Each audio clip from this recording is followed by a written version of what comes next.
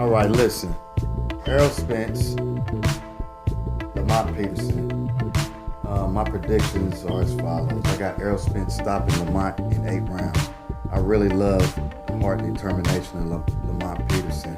I've been following him for many years. You know, the guy can box. He's a slick guy in the ring. Punches, great combinations. Knows how to go to the body. Knows how to work the ring. He's a true professional coming from a great camp. Those guys out on the East Coast do a good job in D.C. working with him. But I just think he's in there with a young, hungry lion. You know, Errol Spence he's the truth, like I said, man down. He's going to stop Lamont. You know, those guys they have a friendship, you know, from what I've been reading and everything. But it's about business. Errol Spence is the truth. He's just going to come at him. He's going to work that body and break that man down. By the 8th round, he's going to get him out of there. I think in the beginning, the craftiness, the ring movement, Lamont, he'll probably win the first few rounds. You know, he'll probably be able to outbox Errol, use his speed, use his craftiness, like I said, move about the ring, and keep that man off of him. But it's only going to last for so long. I think by the 5th round, you know, after he gets tapped to the body a few times, it's going to slow him down. Now you got to stand in front of that man and fight. Now he's going to have to learn how to fight off the ropes against Errol Spence. Learning that task on the job against a guy like that is a bad situation. I think by the 5th round, it's going to be too much pressure. And then by the 8th round, he's going to be out of there. But I look for an explosive fight, especially in like 3, 4, and 5, those rounds where Peterson's trying to keep Errol off of him and Errol's finally catching up to him. Right when they meet at those moments from 3 to 5, that's where that fight's it's gonna be some good stuff going on. And then after about that 5th round, Peterson just ain't gonna have enough. You know, and Errol's gonna have a great first title defense against a quality opponent, you know, against a guy that stepped up and took the challenge. Yeah, you know, definitely looking forward to this fight later on. But I think Errol Spence will be the king of 147. You know, right now, there's a lot of talk about him and Terrence Crawford mixing it up.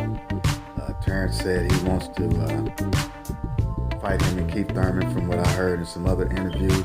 If that's the case, my advice to Crawford is to stay away from those guys right now. Bud is my guy. Got mad love for him. I think the man is awesome, you know, as a fighter. I love the way he switches it up from orthodox to southpaw. I love his heart, his aggressiveness, his willingness to bang it out with folks. But he's coming from a 147, relatively weak compared to, he's coming from 140. That division just don't compare to 147, I'm sorry. If you look at his resume, he don't really have any household names on his resume. There's nobody on his resume that you say, wow, he beat him. Nobody, you know. I know somebody's gonna say Gamboa, but Gamboa was he was a little guy, you know, that Terrence beat up on. So that fight didn't really do too much for me. It was an exciting fight, but he was a little guy, you know. Victor Posto, they tried to build that fight up, but that guy, he really, you know, I know what he did to Matisse or whatever, but he's not no household name or nothing like that. Then you got guys like, I can't even think of the guy, the dude from Philadelphia that he beat up, you know, that was running his mouth. Anyway, that goes to show you, you know what I'm talking about. He don't have the names on his resume. You know, Hank Lundy, yeah, that's what I'm talking about. You know, just not a household name. So now you're coming up to 147 where you got Spence, Thurman, Porter, Garcia. You got Devin Alexander coming back. You got Kell Brook that might stay in that division. You got Amir Khan. You got Andre Berto, Victor Ortiz. You know, Danny Garcia, if I didn't mention him already. I mean, 147 is the deepest division in boxing. A whole bunch of ex-champions and champions in that boxing. All of them had belts before, and they all could fight. You know, somebody talking crazy about Victor Ortiz and his next fight or whatever. But oh yeah, with Devin Alexander. But those guys been there. You know, everybody's dangerous in that division. Lamont Peterson. I mean, Terrence Crawford needs to worry about Jeff Horn right now, another rough and rugged fighter who I think is going to give him some problems early on until he figures him out and gets adjusted to his ruggedness and figures him out and outboxes him. But the question I'm more concerned about as far as Crawford is concerned is can he handle the power at 147? And will his power move up in weight with him? Because he was cracking boys at 140. But 147, these guys are bigger, stronger. They got good chins. If he ain't able to really hurt them, they could walk through him, especially somebody like a Jeff Horn, because that guy's a warrior. He don't care nothing about getting hit. So if he's eating those shots and coming forward at Crawford, then what's Crawford gonna do? He's gonna have to outbox that guy. But if I'm interested also to see if Crawford can handle the power at 147. I've never seen him really get cracked or hurt. I did see him get wobbled, and it's funny I'm saying it. I mean, he got wobbled by Gamboa, like I said earlier, the smaller guy. He wobbled Terrence Crawford. You go back and watch that fight, which I've watched that fight about 10 times and broke it down. Go back and watch that fight. Terrence Crawford got wobbled in that fight a couple times. So we don't know yet if he can handle the power at 147. We'll see. I heard he walks around at 177. But we'll see, But right now, he needs to stay away from Spence. He needs to stay away from Thurman. He needs to stay away from those top guys and fight a second-tier guy. If he gets through Jeff Horn, then fight a second-tier welterweight, as I would call him. Somebody like an Andre, old-school veteran, like an Andre Berto, or maybe maybe the winner of the Victor Ortiz Alexander fight.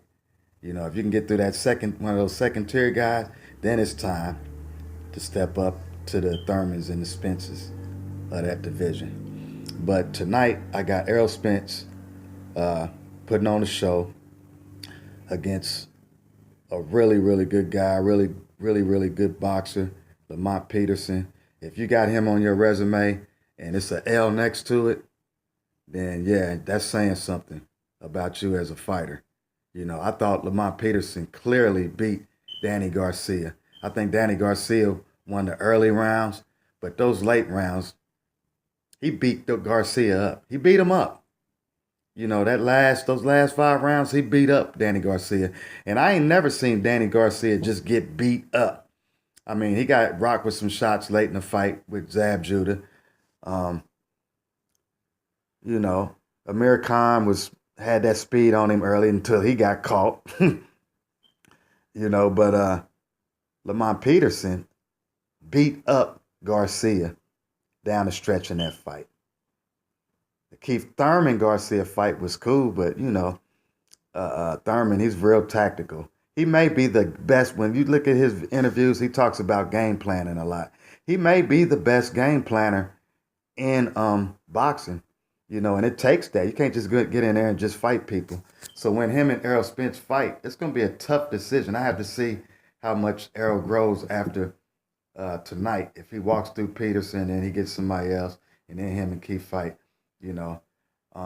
because I can tell you this about Thurman. He's going to come with a game plan because he knows he can't just get in there and fight Errol Spence. He'll get knocked out. He's going to have a very strategic game plan, much like Floyd Mayweather. Floyd Mayweather been in there with guys that probably could have knocked his head off. Canelo, a young Canelo, he catch Mayweather, he's out of there. You know what I mean? Cotto, was catching May kind of a little bit. But one thing about Floyd Mayweather, he got a game plan. Not just a game plan inside the ring, but a game plan outside of the ring. Mentally breaking your opponent down, doing things, saying things, putting a strategy together. And I think right now in that division, if you listen to Keith Thurman, he's very articulate. He knows his stuff.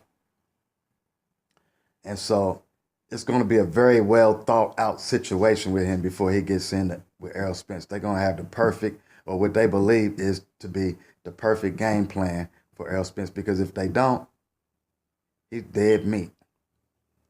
So I look forward to seeing Errol Spence tonight break down those boys. He's coming from a great camp in there with them Charlo boys. It's, sparring with the Charlo brother, you know, and those guys are dogs. Well, he did the Lubin. Yeah, I mean, I watch that fight almost every day, you know, because I love it when somebody gets broke down after they've been running their mouth like that, you know. And so, but he's coming from that type of camp. They got some dogs in that camp down there in Texas. And when I listen to those guys' interviews, I just see it in their eyes, and I could tell, when they speak on Errol Spence, they telling nothing but the truth. This guy's the real deal or whatever. So anyway, um, yeah, I think that's all I got right now. Errol Spence tonight, 8th round stoppage of Peterson. Looking forward to seeing that. And, drop something down below. Let me know what you think. And I'll get back with you. All right. Holla.